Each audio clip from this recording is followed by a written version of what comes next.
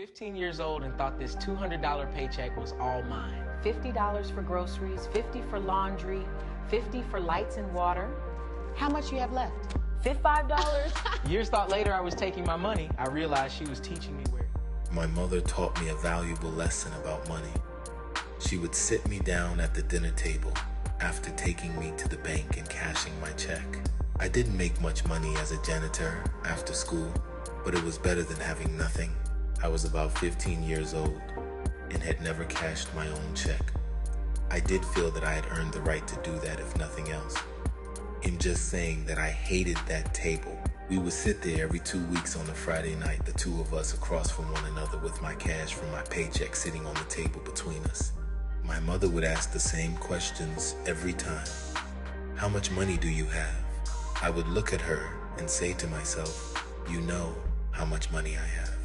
But that never came out of my mouth. I would tell her $200. She would have a big smile on her face. I believe this was her favorite time. She would say, give me $50 for groceries. How much do you have left? I would look at her knowing that she knew exactly how much I had left. I would say I have $150 left. Mom, she would smile. Then she would tell me to give her $50 for me, washing my own clothes, using her washing machine. So I handed $50 to her.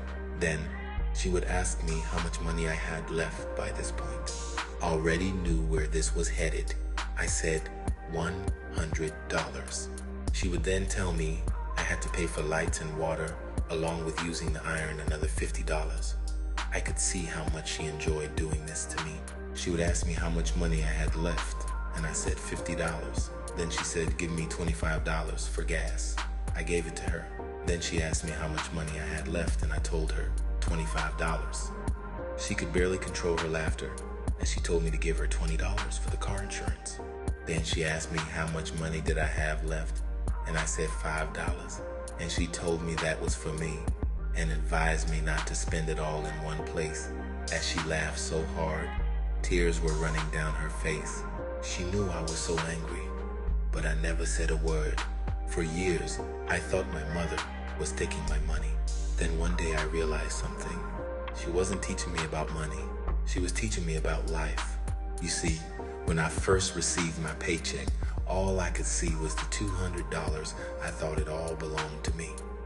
What I didn't understand was that there were costs attached to living. The food on the table wasn't free. The lights weren't free. The water wasn't free. The gas wasn't free. The insurance wasn't free. My mother was teaching me that money is not measured by what comes in. Money is measured by what remains after responsibilities are met.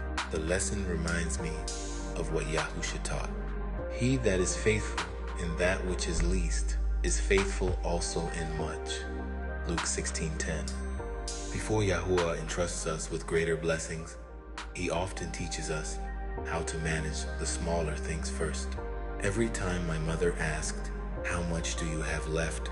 She was teaching me to count the cost. Yahuah said, for which of you, intending to build a tower, sitteth not down first and counteth the cost? Luke 14:28. Many people spend first and think later. My mother was teaching me to think first and spend later. As I grew older, I realized something else. The lesson wasn't really about the money. It was about gratitude. As children, we often enjoy blessings without understanding the sacrifice behind them. We eat the food, flip on the light switch, turn on the water, and ride in the car without considering what it costs to provide those things. My mother wanted me to understand what she was carrying every day as a parent. Today, when I look back on those Friday nights at the dinner table, I no longer see a woman taking money from her son. I see a mother investing wisdom into her child.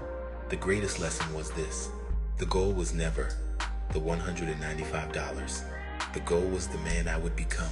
If you are a young person who feels like life is unfair, remember this.